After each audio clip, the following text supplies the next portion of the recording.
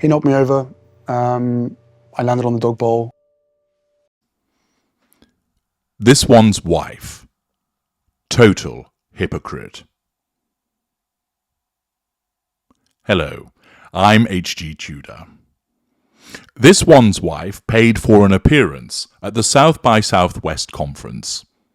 She had to pay for an appearance because nobody would invite her otherwise. Boring, toxic, increasingly irrelevant, and only known because she married a man, it was necessary for her on International Women's Day to ensure that she managed her facade by appearing to care about women. This one's wife doesn't like other women. She doesn't like other women because they are competition. Essentially, the only way that she has got ahead in life is through men. Naturally, she will never ever accept that this is the case. She will never accept that it was her father who enabled her to receive an education and allowed her to obtain early parts as a consequence of his contacts within the film and television industry. She will never accept that her mediocre acting career would have been non-existent were it not for the fact of her father's help and later that of her husband, number one or number two, dependent on what view you take, Trevor Engelson, assisting her in the obtaining of parts. She wouldn't have been known in Toronto were it not for her involvement with Corey Vettiello. And furthermore, she would not have been inflicted upon the world were it not for the fact that she married a dim-witted ginger prince. The only reason that this one's wife is known about, the only reason that this one's wife has been able to obtain infamy and money is as a consequence of men. It has not been achieved as a consequence of intelligence, inherent ability, talent, good humour, charisma, or magnetism. She is devoid of charisma. She is an unpleasant individual, and accordingly, she has had to rely on men repeatedly in order to get into a particular place. Therefore, she must utilize one particular weapon over men, which is, of course, the application of spicy poontang, the antithesis of what a feminist would be about, utilizing sex to get what she wants, but as a somatic narcissist, that is what she utilizes regularly. I've explained on many occasions that sex is a major weapon of seduction utilized by the narcissist to secure the prime aims. You can read all about it in my book, Sex and the Narcissist. This one's wife is a somatic narcissist, and therefore, rather than advance the cause of women, she has fallen back into that stereotypical trope of a woman getting places because basically she shagged a lot of people. There may be howls of protest from certain quarters, but the evidence bears it out. Is she well known because she has pursued a career on her own as a consequence of acting? No. Is she well known because she's created a company? No. Is she well known because she's an innovator or inventor or tech entrepreneur? No. Is she known because she spent decades advancing the cause of women, a la, for instance, Gloria Steinem? No.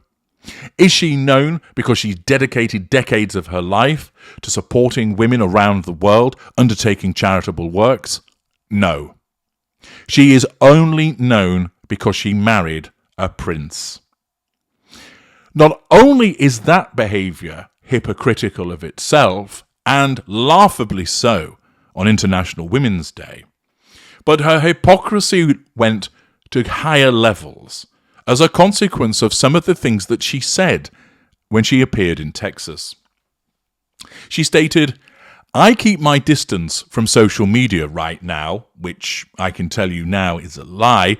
She looks because her narcissism drives her to do so, because she must know what's being said about her, both good and bad. "I keep my distance from social media right now for my well-being. But the bulk of the bullying and abuse I was experiencing in social media and online was when I was pregnant with Archie and with Lily, and with a newborn with each of them. You just think about that, and to wrap your head about why people would be so hateful.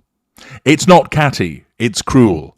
Why would you do that when you're pregnant, or as a mum at such a tender and sacred time?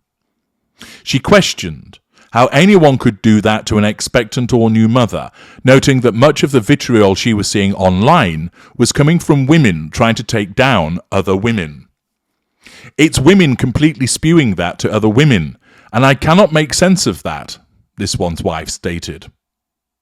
During the keynote panel, which was titled Breaking Barriers, Shaping Narratives, How Women Lead On and Off the Screen, she also criticised women who targeted other women. She explained that certain social media platforms incentivize inciting comments and conspiracy theories, and apparently referenced YouTube, which was hosting a live stream of the panel. There's a nugget of hypocrisy there. I'll criticise YouTube, but it's being used to live stream what I'm talking about. Allowing such content can have a tremendously negative effect on someone's mental health, their physical safety, she said. I think we have to really take a look at that. She criticised women in executive positions at online companies who failed to take stricter action moderating content on their platforms. Some of these executives were great champions of women and philanthropists, but they are working in these spaces and yet they're allowing this kind of behaviour to run rampant. This one's wife, who has previously criticised social media for allowing trolls to target her, added, at a certain point, they have got to put the do's behind the says and really make some changes on a systemic level. She called for a cultural change and for women to stop spreading content online that was critical of other women. If you're reading something terrible about a woman, why are you sharing it with your friends? This one's wife asked. Why are you choosing to put that out in the world? What if that was your friend or your mum or your daughter? You wouldn't do it. And I think that is the piece that is so lost right now, and what's happening in the digital space and in certain sectors of the media. We have forgotten about our humanity. And that has got to change, because I understand there's a bottom line, and I understand that a lot of money is being made there. But even if it's making dollars, it doesn't make sense.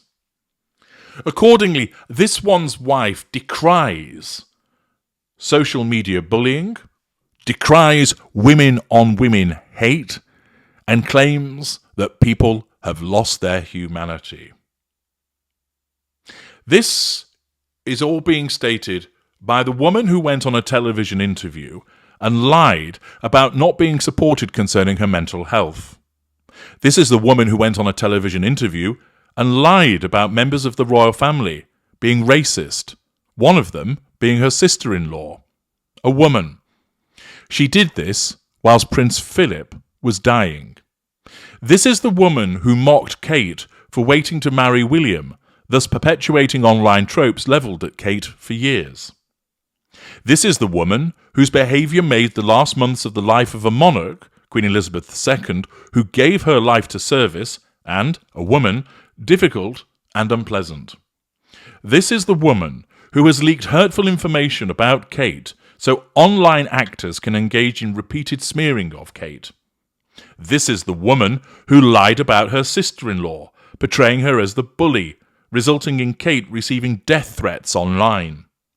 This is the woman who has bullied female staff, disengaged from female friends and family, and has used female contacts solely for self-promotion.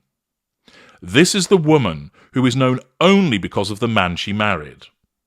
This is the woman who has singularly failed to stand up for and show any support for her sister-in-law, who has been subjected to vile, poisonous, and hateful online attacks.